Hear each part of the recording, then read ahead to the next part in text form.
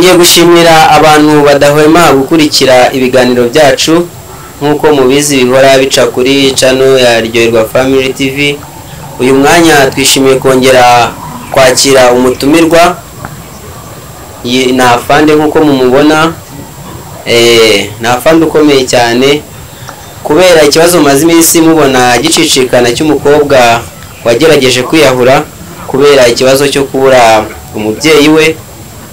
Twaje kumenya ko umubyeyi we ari n'umusitari, ariko ntabwo turi bute tubabwira izina rye kubera impamvu z'umutekano we, ariko mu gihe kiri imbere turamutangaza. Ubwo rero igihe umukobwa yashaka kujya kwiyahura yanyuze kuri afande, kuko niwe ushaka kuba ufite amakuru yose kuri uwo mukobwa, ariyo mpamvu twamubazaniye hano kuri channel yacu kugira ngo abe yagira icyo atubwira kuri iyo nkuru mumaze iminsi mubona icicikana ku mbuga nkoranyambaga zose, haba kuri YouTube, kuri Instagram ndetse no ku TikTok. Ngira ngo murayibona, niwe wenyine ugiye kuduha neza iyo nkuru ko yagenze, uko byamunyuze mu maso, nta wundi waduye nkuru. Rero tugiye kumwakira atwibwire, ubundi aduhe idonido kuri iyo nkuru tumaze iminsi twumva. Turakwakiriye, bakwita nde? Nakoze ku ijambo uzamurijwe. uko mvuze na afande bandi kapiteni ntakosa nkuko mubivuze nyine ahantu mba ndi ku burinzi uragerageza uzamurije. ndavuga cyane mba ndi mu burinzi bwanjye, nkuko bivuze umukobwa yanyuze afite agahinda kenshi cyane, yarababaye ariko ntabwo nabashije kubyitaho cyane. Naguciye mu ijambo, urinda aho hantu uburinda, no kuvuga ngo yakunyuzeho ubona ko agiye kwiyahura cyangwa ubonaga ari ya mikino y'abakobwa? Sasa nje nandi mu kazi sa nkaho mbese bitandeba, ariko ukuntu namubonye afite agahinda kenshi cyane, yagendaga yikubita hasi, inkweto zijugunya, ariko byaye ngombwa yuko namuhagarika, ariko yari afite uburakari bwinshi cyane. Ko nagerageje kumuhagarika mbona afite uburakari bwinshi cyane, ndamureka aragenda amanuka yirukanka, akamakuru ye ukumva ko ntabwo nabashije kubakurikirana neza. Nkuko mubyumva ntabwo twabeshyaga, yanyuze kuri afande amanuka yihuta, ariko afande ni gute ushobora kubona umuntu ufite ikibazo kandi akarinda yakunyuraho akaba yarinda ajya kwiyahura, kandi ubu ufite inararibonye njya ngo mwaritoje cyane, ntabwo wari ubonaga ku buryo wamuhagarika cyangwa se ukamukurikira ukaba wamutabara? Mukurikira byari ngombwa kandi n'inshingano zanjye, ariko ahantu nagombaga kuba ndi kurinda nagombaga kuba mfite umusimbura, ariko uburyo yagiyemo yagiye afite agahinda, mbese narebye ku ruhande nanjye gato bashije kuba nafata na telefone nkamagara umushaka kunsimbura mu kazi nari ndimo, yashidutse yarenze, akuburyo yagiye mu pe yagiye afite agahinda kenshi cyane. Urakoze cyane kutubwira ukuntu yagiye afite agahinda. None twagiye tubona ko byabaye ikibazo gikomeye, iriya nkuru ntabwo tuzi umuntu wafashe amashusho ku buryo yagiye atangaza iriya nkuru ahantu hose, ndetse nawe twakubonyemo, ariyo mpamvu twanagutumiye kugira ngo tumenye neza ko abantu bagiye batubaza ukuntu twagisobanura kiriya kibazo, ko ni ikibazo gikomeye, ko n'umwana w'umukobwa ashaka kujya mu ruzi ngo yiyahure yiyice kandi akiri na muto, cyatubereye ikibazo. Biriya bibazo hariya hari ubwo bikunze kuba muri uriya mugezi? Bango ngemba ndi arakora amarembo haca abantu benshi, ariko bwa mbere nari mbonye umuntu ufite agahinda kameze kuriya, yari umwana muto pe ufite agahinda, agenda yikubita hasi, inkweto zijugunya kuko nabisubiyemo. Ubwo nabashije kuba namuhagarika ndamutangiye, ariko agahinda yari afite bamwana yari ababaye, yahise yiruka. Narebye kuri fone gato uko nabigusubiriyemo mbona yarenze. Urakoze cyane. Bivuze ngo biriya bibazo ntabwo bikunze kuba hariya, n'ubwa mbere ubibona? Bikunze kuhaba ko abantu baca benshi njya mbabona batambuka, ariko ya mwana we uburyo yahanyuzemo n'agahinda yari afite yari ababaje cyane, afite ikintu cyamukomerekeje.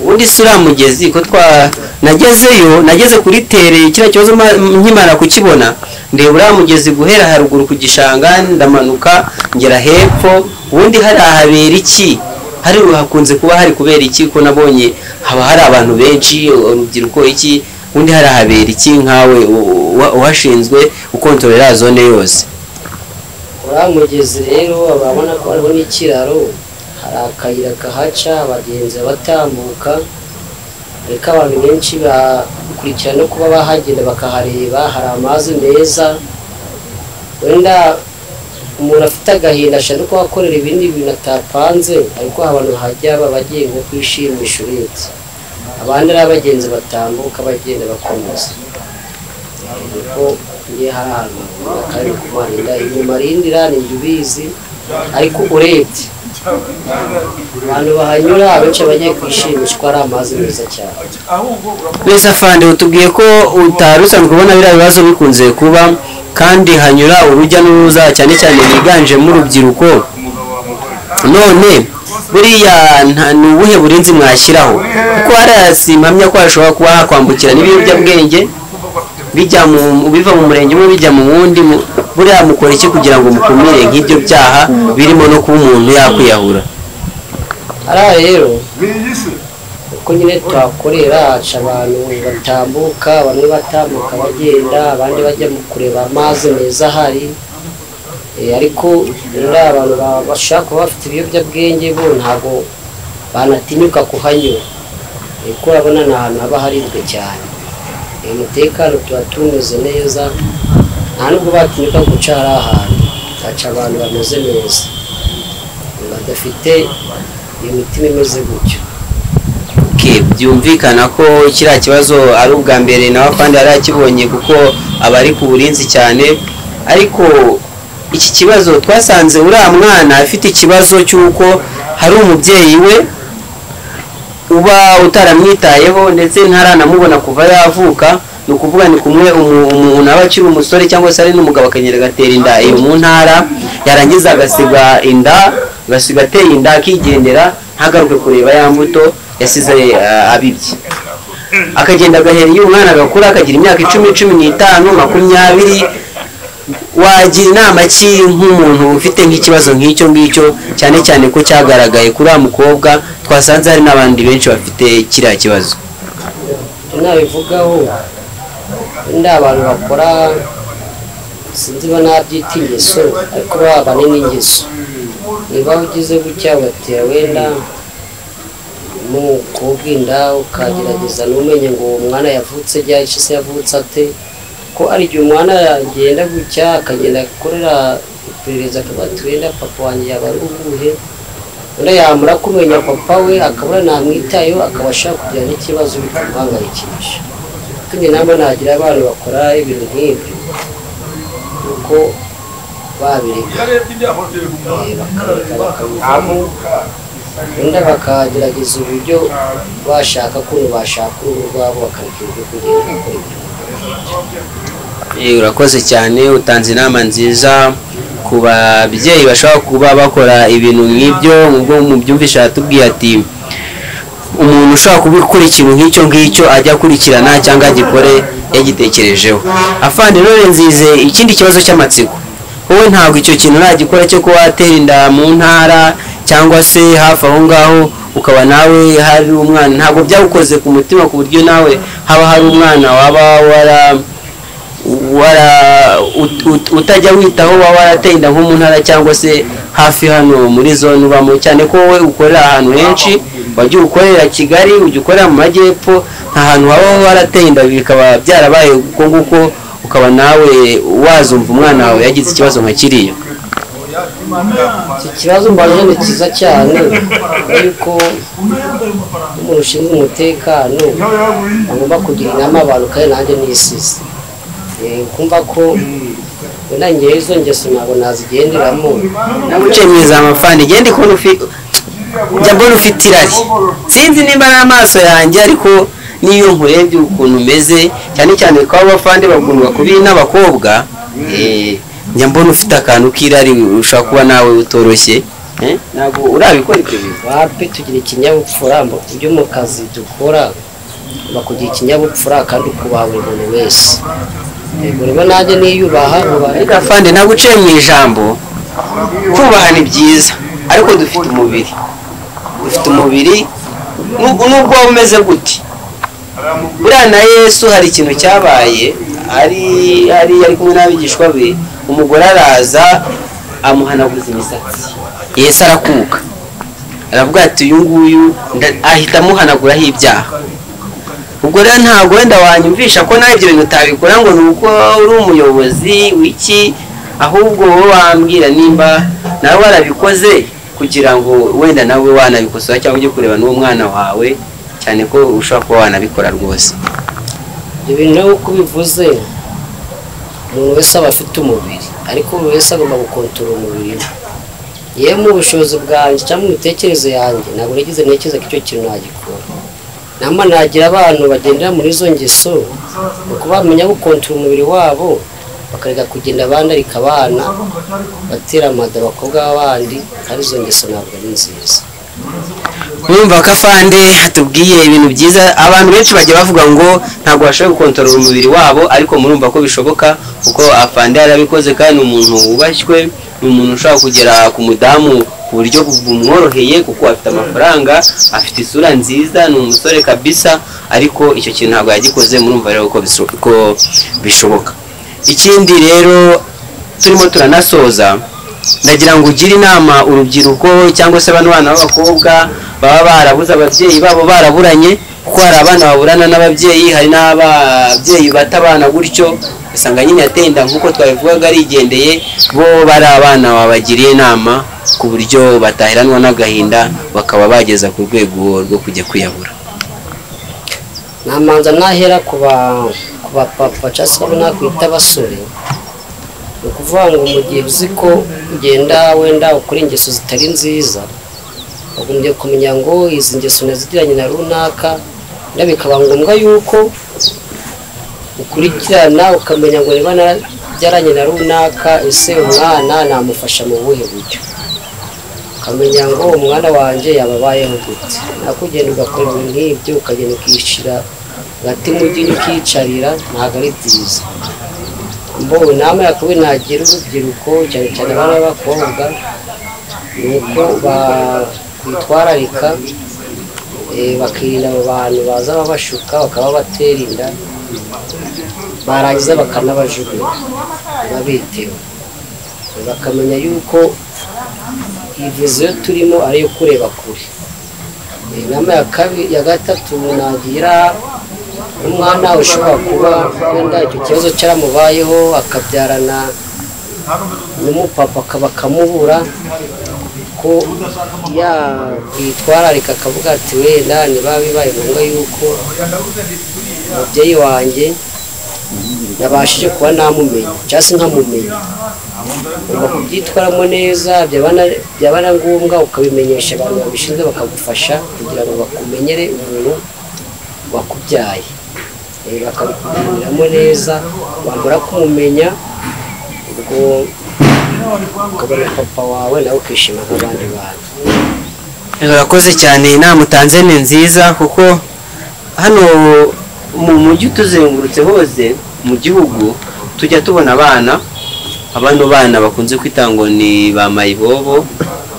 usanga benshi mubajije aravuga ati papa simuzi, uvuga ati wenda uwo nzi ni mama, nawe yaradutaye yishakiye undi mugabo, barabadukubita, ati papa simuzi. ugasanga hari ikibazo cy'ababyeyi mu mijyi tuzengurutse, abana birirwa mu muhanda usanga ari cyo kibazo cyane bahura nacyo. none bano bana bo mubafasha iki? ese ubu mwabakorera iki kugira bagabanuke mu muhanda, cyangwa se mwafasha iki ababyeyi kugira ngo bakire abana babo? nimba muzabafunga, nimba muzakora iki? byaratorewe kugira ngo iki kibazo kibe cyacika, kugira bitazajya ku rwego rwo kuba abana bahora biyahura mu migezi. icyo kibazo baje ni cyiza cyane. nama twagira abana nuko wenda twe nk'abashinzwe umutekano tubitaho, wenda tukabajyana mu bigo bishinzwe kubitaho, agize abo tubona, kuko abenshi ntabwo bashaka kwigaragaza. iyo tugize amahirwe tukababona tubajyana mu bigo bashinzwe tukabitaho. Ku nama ya kabiri nagira abo babyeyi baba bari ababyeyi batazi ba papa wabo uko bagomba kwita ku bana babo bakabarera ko baba barababyaye. Iyo nama nagira ababyeyi. Urakoze cyane. Noneho reka ngira ngo twatanze inama nyinshi, reka tugaruke noneho kuri kiriya kibazo cyabereye kuri uriya mugezi. Uriya mwana w'umukobwa arababaye, n'ubu ahari yego ntabwo yahise apfa, twagize amahirwe haboneka umuntu umurohora amukuramo atarapfa, ariko yari ageze kure rwose. None afande, ndagira ngo utubwire, mwamenye kiriya kibazo wowe, ngira ngo byari umwihariko kuko wabibonye n'amaso yawe, ngira ngo warahamagajwe, biba ngombwa ko ugomba kugikurikirana naho kigeze ubu. Uriya mukobwa muramufasha iki kugira ngo abe yabona umubyeyi we kari agahinda gashire, cyangwa se natamubona bwo muramufasha iki? Uriya mukobwa rero umwana mutoya nk'uriya twamufasha, twakurikirana ikibazo cye tukamenya ngo byibuze niba yarabashije kumenya nka papa we akaduhereza uburyo twamumugezaho tukamufasha muri kiriya kibazo, akabona papa we nawe akamenya ko afite ababyeyi bombi. Ikibazo rero n'ahantu kikiri, papa we kumumenya byo ntabwo mpamya ko ari ikibazo, kuko papa we ni umusitari, nta muntu utamuzi, ngira ngo abenshi baramuzi. Ariko papa we ashobora no kutemera ko ari umwana we, ubwo kugeza uyu mwanya uriya mwana yabonye papa we, kuko nyine urumva yagiye amubwiye papa we amazina ye, ndetse uriya mukobwa aza kubona na nimero ze, ariko guhamagara telefone ntayifata, rimwe na rimwe yaranamuboroka akamara igihe yaramuguze. Papa we ashobora no kumwihakana. Umukobwa ugeze imyaka 19 atarabonana na se ashobora no kumwihakana, kandi wenda uriya mukobwa nta bushobozi afite bwo kubona n'amafaranga yo gupimisha DNA, kandi uriya mukobwa ari mu maboko yanyu, kuko ikibazo cyabaye iki gihugu cyose ko byarasakaye hose. None uriya mukobwa muramufasha iki? Se nimubona na se muzamufasha kubona yakoresha DNA kugira ngo neza mumenye nimba ari umubyeyi we koko? Amategeko abikurikiza ngo uriya mwana mutoya w'umukobwa uzamushira se, ese nageze kumwihakana tuzakurikiza nyine amategeko, turi twakoresha uburyo twamupimisha DNA kugira ngo umwana nyine aze kubona se, kuko umwana yarangije kubona se nawe agomba kumwemera, tuzakurikiza amategeko nk'uko abisaba. Ariko buriya ntabwo mwabanza gufata uriya papa we mbere yo gutaha ayo mafaranga agakoni karacyakora, mugakubita kuri turiya tubuno twe mukareba ko wenda yanabyemera mbere yuko mutanga amafaranga mukamunyuza akanyafu, cyangwa mukaba mwana bamubitse nk'icyumweru mukareba ko yabyemera. Ibyo byo ntabwo mwabitekerezaho mukaba mwakoresha iyo ngingo. Itegeko nk'uko twabitojwe, ugenza icyaha ukamenya uko icyaha kimeze, wamara kugikurikirana ukamenya ngo uyu mwana ibyo avuga ni ukuri cyangwa se ibyo papa we akana ni ukuri. ngo noneho nyuma yaho iyo byanze ni gupimisha DNA umwana akamenya se. Iyo bibaye amahirwe dusanga ko umwana atibeshe cyangwa se umubyeyi we ibyo yavugaga ko atari byo tugasanga nibyo. Nuko ikibazo kiba kimeze. Urakoze cyane. None ubwo turimo turasoza bigiye gutwara igihe kingana gute kugira ngo, kuko ubu tuvugana iki kibazo nanjye nakinjiyemo ngiye kujya nkurikirana buri nkuru uko bizagenda, bigiye gutwara igihe kingana iki kugira ngo uriya mukobwa amenye ukuri, wenda tutazongera kumva noneho, kuko urabona ahantu aba ashobora no kwishyira mu mugozi, ejo tukabyuka tukumva noneho ngo byarangiye. Ubu ari hehe mu mukurikiranye gute kugira ngo turebe ko biratwara igihe kingana gute kugira ngo tumenye ko kiriya kibazo kirangiye atuze nawe nk'abandi bakobwa? Nta gihe kirekire bisaba, kubera yuko natwe ntabwo twishimiye agahinda kandi ibyo dushinzwe turabikora vuba vuba umwana abashe kumenya se. Ntabwo dushaka umwana aherana n'agahinda, ariko umwana ni umutungo w'igihugu, turabikurikirana vuba vuba. Afande arakoze cyane, ngira ngo aradusobanurire bihagije kuri iyi nkuru. Mumaze iminsi mwumva y'umwana w'umukobwa wari ugiye kwiyahura mu mazi kubw'amahirwe akaza kurohorwa. Reka rero dushimira Afande, ntabwo ubu bigarukiye, tuzongera hamagare agaruke aduhe n'izindi nkuru bitewe n'ibyabaye bimureba, azajya ahora hano aze tumuganirize. Ubwo rero nta kindi ni ukuba twabashimira ko mukurikiye iki kiganiro, ariko mbararikira ko tugiye gutumira umukobwa warohoye uriya mukobwa n'ubundi ni umukobwa warohoye undi mukobwa, ni umukobwa woga nk'ifi rwose, yari ari hafi ni inshuti ye, uko twabimenye ngo ni inshuti ye, yagiye amukurikiye abona aguyemo, uwo mukobwa nawe ahita yiroha mu mazi amukuramo rwose akiri muzima ntacyo abaye. Ni umukobwa woga nk'ifi pe, kuko umukobwa yari yanacubiye pe, ariko yamukuyemo avamo ari muzima, ahita yerekezwa kwa muganga. Nawe mbararikira ko mu gihe gito turi bumutumire nawe akaza akabaha idonido. Murakoze rero, Imana ibahe umugisha, mukomeze mudukurikire kuri Ryoherwa Family TV. Ahantu dukorera ibiganiro ni hano kuri iwacu, hari ibyo kurya n'ibyo kunywa. Ikindi ahantu mushaka kubonera nanone ibyo kurya byiza, dufite resitora iri mu Cyanika aho bita kuri Ryoherwa Family, uhabona ibyo kurya byiza cyane birimo agatogo, harimo iki. Dufite ahandi dukorera nanone tubaha ibyombo byiza cyane, amasafuriya, ibikoresho byo mu rugo birahari, raclette, imyambaro, amarido, nta kintu na kimwe wahaburira. Ngira ngo nta kindi bisaba ni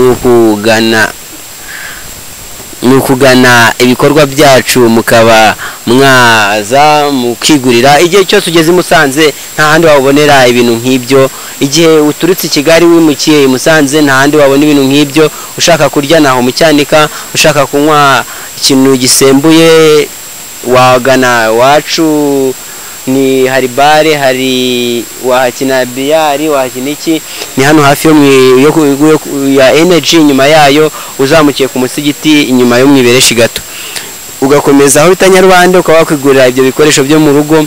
Rero reka mbashimire, mukomeze mudukurikire, mukore subscribe, share and comment. Tugiye kubazana ibintu byiza muri iyi minsi, turabazanira abantu benshi cyane ku buryo mukomeza kuryoherwa n'iyi channel yacu. Asante, Imana ibahe umugisha.